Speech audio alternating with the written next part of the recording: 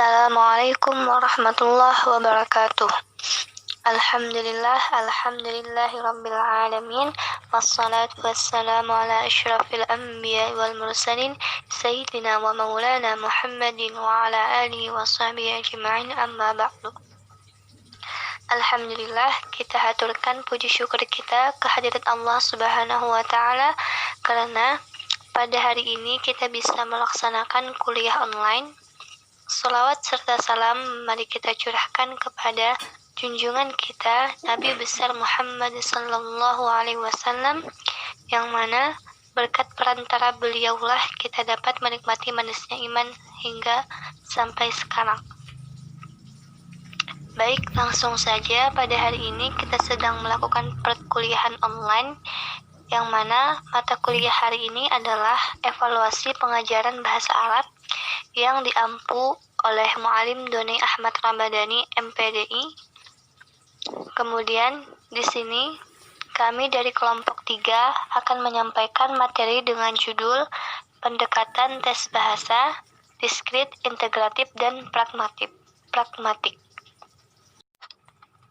Dan adapun di dalam kelompok 1 terdiri dari pertama Maulidiyah, kedua Melianti, ketiga Mustika Murni, keempat Rahmaniyah, kelima Rabiatul Munawwarah, dan keenam Siti Khafifah.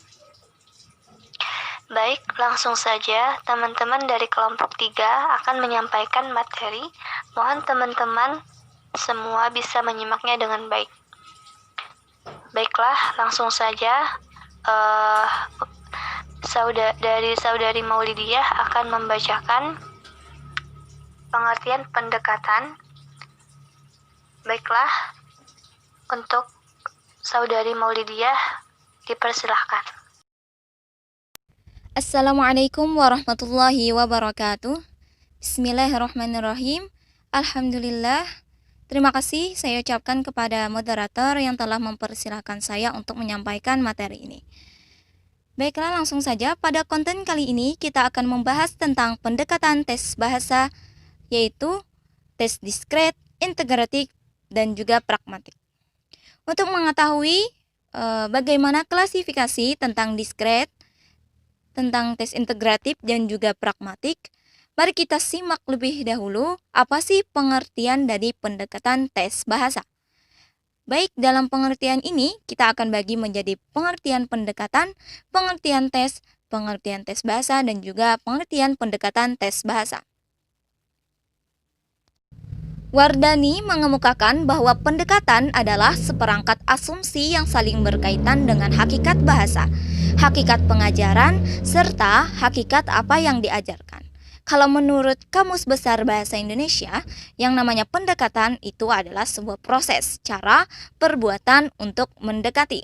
Dalam KBBI juga, kalau kita ilustrasikan dalam dunia pendidikan, yang namanya pendekatan adalah usaha dalam rangka aktivitas penelitian untuk mengadakan hubungan dengan orang yang diteliti. Kalau kita katakan pendekatan itu sama dengan metode untuk mencapai pengertian tentang masalah penelitian atau untuk mendapatkan informasi.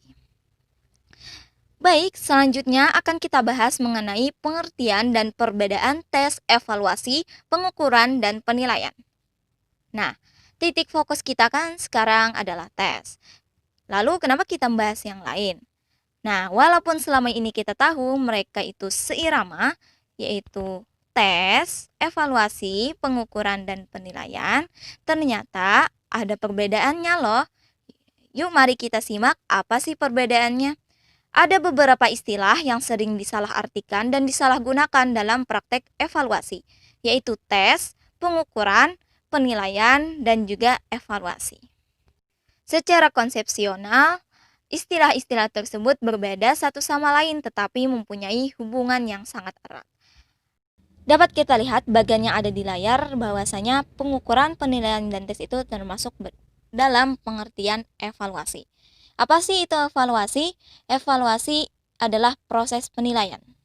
Nah, kita garis bawahi yang namanya evaluasi adalah proses penilaian. Nah, evaluasi adalah judgement terhadap nilai atau implikasi dari hasil pengukuran. Menurut definisi ini, evaluasi selalu didahului dengan kegiatan pengukuran dan penilaian. Pengukuran itu membandingkan pengamatan dengan kriteria, sedangkan penilaian itu menjelaskan dan menafsirkan hasil pengukuran. Lalu, evaluasi itu adalah penetapan nilai atau implikasi suatu perilaku, baik perilaku individu ataupun lembaga. Hal ini menunjukkan bahwa setiap kegiatan evaluasi melibatkan pengukuran dan penilaian dan sifatnya hierarki. Artinya, ketiga kegiatan tersebut dalam kaitannya dengan proses belajar mengajar tidak dapat dipisahkan satu sama lain dan dalam pelaksanaannya harus dilaksanakan secara berurutan. Tujuan evaluasi sendiri adalah menentukan keadaan suatu situasi pendidikan atau pembelajaran sehingga dapat diusahakan langkah-langkah perbaikan untuk meningkatkan mutu pendidikan di sekolah. Nah, lalu kita simak apa itu artinya tes. Hamid Hasan menjelaskan tes adalah alat pengumpulan data yang dirancang secara khusus. Kekhususan tes dapat terlihat dari konstruksi butir soal yang dipergunakan. Rumusan ini lebih terfokus pada tes sebagai alat pengumpul data. Jadi dapat kita artikan bahwa yang namanya tes adalah butir soal. Baik, akan kita bahas apa itu pengertian tes bahasa. Tes bahasa merupakan bagian dari ilmu bahasa atau linguistik, yaitu ilmu yang mempelajari seluk-beluk bahasa. Nah, tes bahasa dapat kita artikan bahwa dia itu adalah suatu alat atau prosedur yang digunakan dalam melakukan penilaian dan pengukuran terhadap kemampuan bahasa. 4 kemampuan bahasa tersebut adalah menyimak, berbicara, membaca, dan juga menulis. Baiklah, selanjutnya kita akan membahas mengenai pengertian pendekatan tes bahasa. Secara umum, pendekatan tes bahasa merupakan pendekatan terhadap bahasa yang akan menentukan dan mendasari dalam menyelenggarakan pendekatan pembelajaran bahasa. Jadi, dapat kita simpulkan bahwa yang namanya pendekatan tes bahasa Arab adalah menentukan pendekatan dalam menyelenggarakan tes bahasa yang berdasarkan keempat kemampuan bahasa, yaitu menyimak, berbicara, membaca, dan menulis. Penyelenggaraan tes bahasa tergantung pada sudut pandang dan unsur yang dianggap penting oleh para ahli, yaitu orang yang membuat tes. Jadi pendekatan tes bahasa Arab ini adalah seorang guru berhak menentukan atau sebuah proses menentukan pendekatan mana yang akan diselenggarakan untuk membuat tes-tes berbahasa Arab. Nah, dan berikut macam-macam atau jenis-jenis dari pendekatan tes bahasa Arab, yaitu tes diskret, tes integratif, dan juga tes pragmatif. Baiklah, terima kasih atas perhatiannya. Penjelasan tentang tes diskret, integratif, dan juga pragmatik akan dijelaskan oleh teman-teman saya.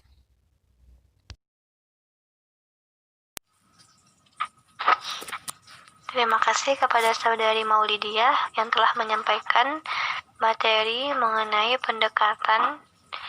Selanjutnya kepada Saudari Melianti akan menyampaikan materi mengenai diskret. Untuk Saudari Melianti, dipersilahkan.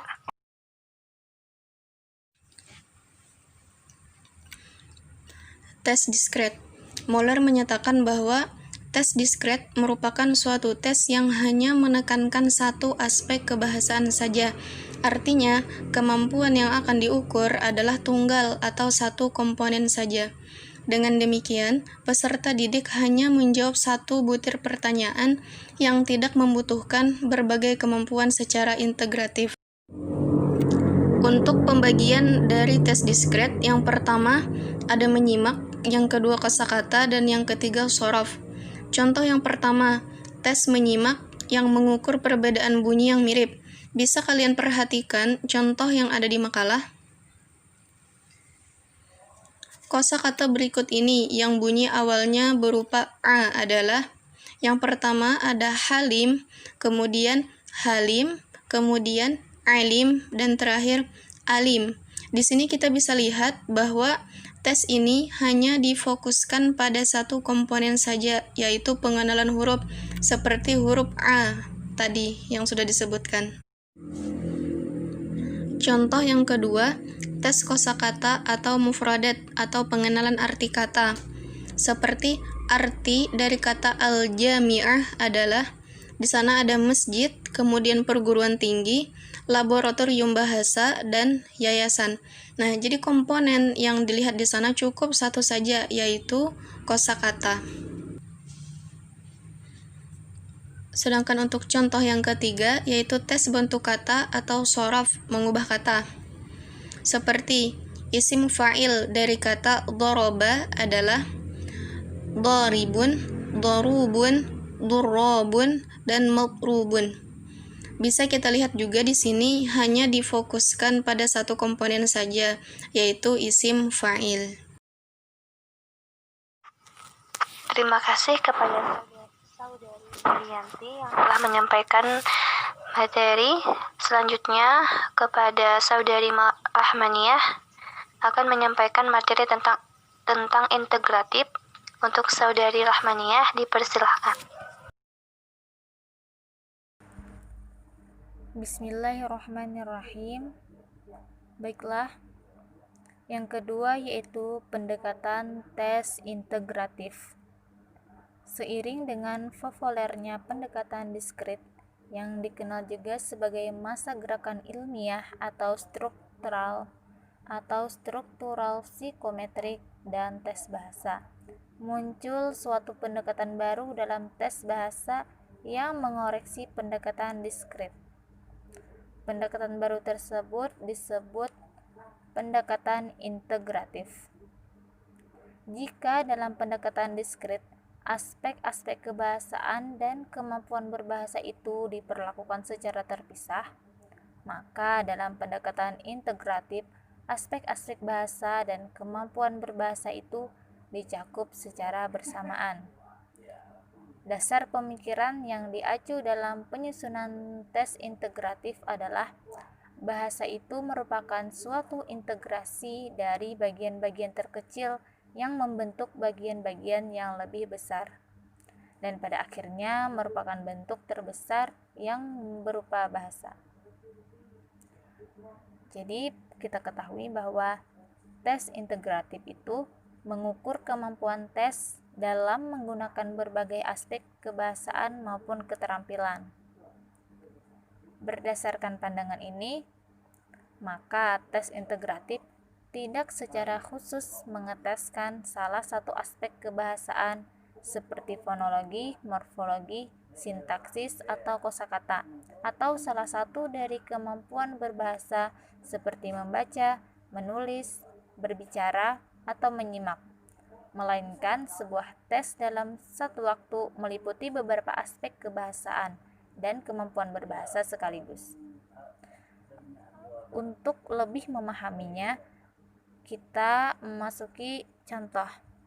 Baiklah, perlu kita ingat bahwa tes integratif ini berfokus pada dua komponen atau lebih, di mana yang pertama itu pembagian pertama yaitu susunan kata, yang kedua informasi teks, dan yang ketiga nahu. Contoh yang pertama yaitu susunan kata. Rattibil kalimat al-atiyah litakuna jumlatan mufidatan. Syaqqah, fi, Ahmad, Jamilah, yaskunu. Di sini komponen atau poin yang dicari yang pertama itu struktur bahasa. Siswa yang memahami atau mengetahui struktur bahasa, dia akan bisa membedakan. Contohnya Ahmad itu sebagai mudzakkar dan Jamilah itu muannas. Jika dia mengetahui struktur bahasa, maka dia akan bisa menyusun dengan baik dan menyesuaikan kata apa yang cocok. Yang kedua yaitu komponen yang kedua, kosakata. Jika siswa itu mengetahui makna dari kosakata tersebut, misal Jamilah, maka dia akan bisa menyusun menjadi susunan yang baik dan benar. Kemudian yang kedua yaitu informasi teks. Sini contohnya istami' ilan nas allati jayidan thumma ajib anil as'ilati hatiyah. Biasanya di sini itu disediakan satu teks cerita, kemudian di bawahnya itu ada pertanyaan, yang mana pertanyaan-pertanyaan itu mengacu pada teks cerita di atas. Di sini komponen atau poin yang dicari yang pertama kosakata. Di sini kosakata siswa yang memahami kosakata dari teks di atas atau cerita di atas, dia akan bisa atau mampu merangkai kata, yang mana merangkai kata ini menjadi poin atau yang dicari dari poin yang kedua. Jadi informasi teks ini komponen yang dicarinya ada dua, yaitu yang pertama kosakata dan yang kedua merangkai kata. Kemudian yang ketiga yaitu nahu. Contohnya mauqi' janah fi jumlatin fi ma'radil hiwayah. Apa itu janah dan kedudukan janah? Jadi di sini yang dicari yaitu struktur bahasa dan kosakata. Yang pertama janah. Kata janah ini apakah dia sebagai khabar atau mubtada atau mubtada muakhar, mubtada muqaddam atau naat. Jadi di sini siswa mengetahui struktur bahasa atau kosakatanya. Komponen yang dicari yaitu struktur bahasa dan kosakata. Jadi kesimpulannya yaitu tes integratif ini berfokus pada dua komponen atau lebih, tidak memacu pada satu komponen saja. Demikian penjelasan dari saya. Wassalamualaikum warahmatullahi wabarakatuh. Selanjutnya akan dilanjutkan oleh teman saya. Terima kasih. Terima kasih kepada Saudari Rahmaniyah. Materi selanjutnya, materi terakhir yakni mengenai pragmatik, yang mana materi ini akan disampaikan oleh Mona dan Siti Khafifah. Waktu dan tempat dipersilahkan.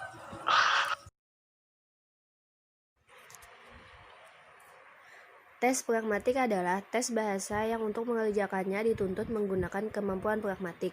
Kemampuan pragmatik di sini artinya pemahaman teks atau wacana berdasarkan penguasaan terhadap unsur-unsur kemampuan linguistik, baik dalam bentuk penguasaan bunyi bahasa, tata bahasa, kosakata, dan lain-lain, serta kemampuan ekstralinguistik yang bersifat dalam bentuk pengetahuan latar belakang isi dan pokok bahasan wacana atau teks. Pendekatan pragmatik pada tes berkaitan dengan kemampuan untuk memahami teks atau wacana. Pemahaman tidak terbatas pada bentuk, struktur kalimat, frasa, kata, dan unsur yang digunakan dalam teks. Pemahaman lebih banyak diperoleh melalui konteks ekstralinguistik. Penerapan teks pragmatik ini paling sering dikaitkan dengan tes close atau dikte. Baiklah, saya akan menyambung pembahasan dari Saudari Rabiatul Manawarah tadi mengenai contoh tes pragmatik. Yang pertama ada dikte. Dikte merupakan salah satu cara yang sering dilakukan untuk mengukur kemampuan berbahasa peserta didik. Jika urutan kata dan frasa yang didiktekan berupa bentuk berbahasa yang wajar, seperti prosa, dialog, atau bentuk kegiatan berbahasa yang lain. dan jika penyajiannya dengan kecepatan yang wajar seperti halnya orang berkomunikasi sehingga menuntut peserta didik untuk menggunakan kemampuan ingatannya. Dikte yang dilakukan adalah benar-benar pragmatik. Dengan dikte, peserta didik dituntut untuk mampu memahami makna dan sesuatu yang didengar, dan kemudian menuliskannya dengan sekaligus mengatasi kendala waktu. Jadi dikte ini seperti yang kita ketahui, yaitu guru membacakan suatu teks dan murid menulisnya. Yang kedua, berbicara. Tes kemampuan berbicara seharusnya lebih mendapat perhatian karena ia paling mencerminkan kemampuan berbahasa seseorang. Tes kemampuan berbicara yang bersifat pragmatik contohnya berupa interpretasi terhadap gambar susun, rangkaian gambar yang membentuk suatu cerita secara lisan, dan juga wawancara baik yang terstruktur maupun tidak terstruktur. Jadi contoh berbicara di sini bisa dengan gambar susun, kemudian murid tadi membuat suatu cerita dari gambar tersebut secara lisan. Bisa juga wawancara baik yang terstruktur maupun tidak terstruktur. Ketiga, close test. Istilah close berasal dari persepsi psikologi Gestalt yang merupakan proses menutup sesuatu yang belum lengkap. Dalam teknik close, tempat kosong sengaja disediakan dalam satu wacana dengan menghilangkan kata tertentu. Tugas peserta didik dalam tes ini adalah mengisi kembali kata-kata tersebut secara tepat. Untuk itu, peserta didik dituntut menguasai sistem gramatikal bahasa, kosakata, dan harus memahami wacana. Kemampuan peserta didik untuk mengisi yang hilang tersebut mirip dengan proses konstruktif. Berikut seperti yang ada di makalah, contohnya ada satu kata, kemudian titik-titik-titik, kemudian ada kata lagi, titik-titik-titik, pokoknya ada yang kosong, dan itu yang harus diisi oleh siswa. Kemudian pemahaman parafrase. Sebuah wacana singkat disajikan kepada peserta didik, lisan atau tertulis. Kemudian peserta didik diminta untuk memilih salah satu dari beberapa parafrase alternatif yang disediakan yang maknanya paling sesuai dengan wacana. Jadi maksudnya parafrase di sini ada disediakan sebuah kalimat lalu diberikan beberapa pilihan dengan kalimat berupa kalimat lain tetapi maknanya sesuai dengan kalimat yang pertama tadi. Jadi siswa harus bisa memilih kalimat tersebut yang sesuai. Kemudian jenis tes bahasa lain yang termasuk dalam tes ini diantaranya adalah jawaban pertanyaan, menulis, bercerita, dan terjemahan. Demikian penjelasan saya. Terima kasih kepada teman-teman semua yang telah menyimak materi pembelajaran kuliah online hari ini mengenai pendekatan tes bahasa, diskrit, integratif, dan pragmatik. Semoga apa yang disampaikan oleh kelompok 3 dapat menambah wawasan dan ilmu pengetahuan kita semua. Amin ya rabbal alamin. Sekian dari kami kelompok 3, salah hilap mohon maaf. Assalamualaikum warahmatullahi wabarakatuh.